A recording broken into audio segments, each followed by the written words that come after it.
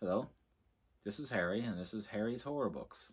Today I'm going to do my first book review on my channel of one of my favorite books of all time, By Reason of Insanity by Shane Stevens. I moved to New York City in 1989, got a job at a health food store. Within walking distance, there was a B. Dalton's, which later became a Barnes & Noble. But that was my lunch hangout spot. I would go there every single day on my lunch break, read books. I couldn't afford to buy books back then, so I would literally just sit there for an hour, find a book I wanted to read, and read it, go back the next day, keep reading until I finished it. Came across this book in the mystery section, read it, went back the next day, and the third day, finished it, loved it, couldn't stop thinking about it. When I finally got paid, I went back and bought it. This edition is a 1990 Carol and Graf second printing. And I've had this book in my possession since I bought it, 35 years. It's stuck with me all this time. I've actually read it 4 times.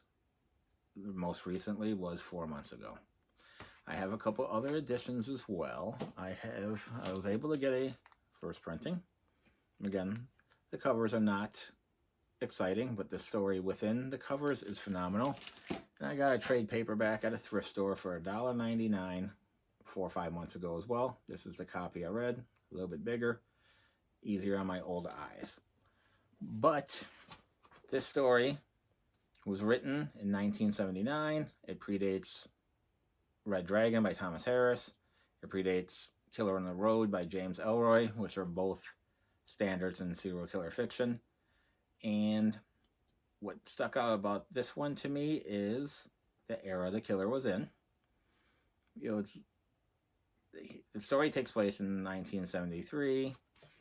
He was a kid in the late 50s, early 60s in this book. Suffered horrific abuse. His mother was an awful person. Weaponized him to hate humanity, which is what he does in his book. He sets out to destroy humanity, and he's such a good worker at doing this. He draws you in with his vile, reprehensible attitudes, but you can't help but feeling a little sadness for him.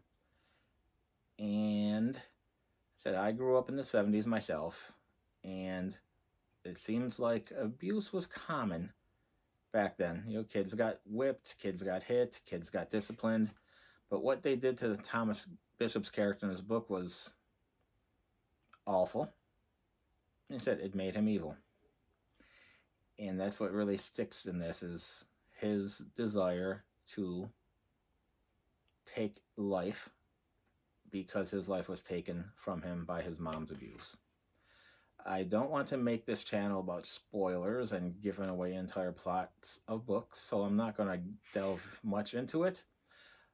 But, the story follows him, what he's done, his escape from a mental institution, and his cross-country killing spree because he wants to destroy as much life as possible, preferably female life.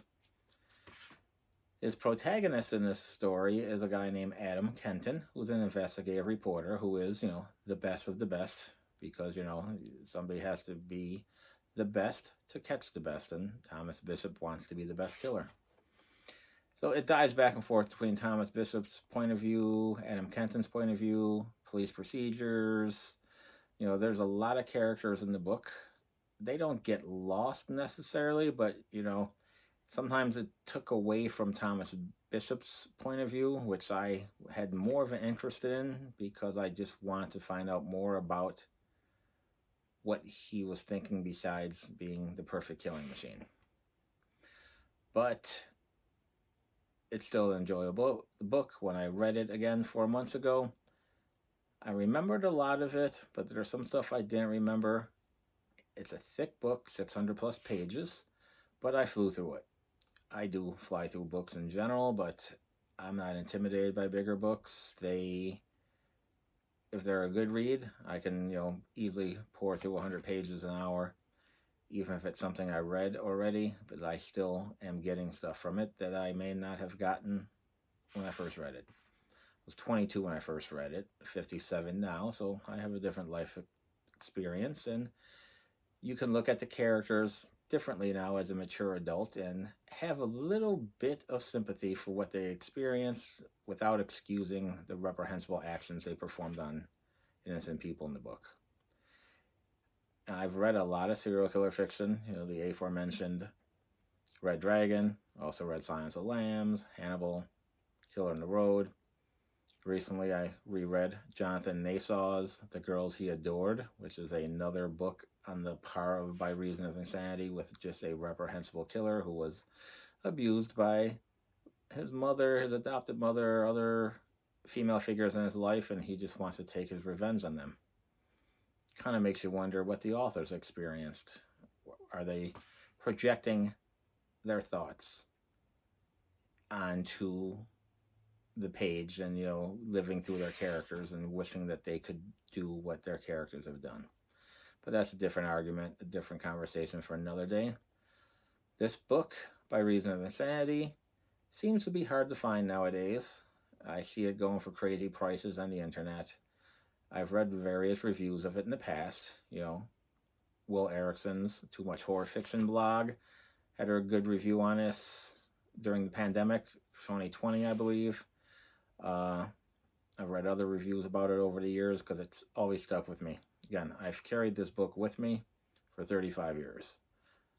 I've sold a lot of other books, reacquired a couple books here and there, but this book has not left my possession in 35 years. So to me, that says something about the staying power of the book, the staying power of the author's prose, and just the pure evil of the main character and what he did.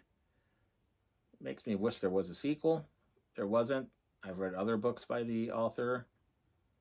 The Anvil Chorus, Dead City are two that stick in my head. There may have been one other. But overall, this is a great read. I would highly recommend this to anybody who has a copy in their possession. Or if you're lucky enough to hunt one down, find it, read it, and thank me later.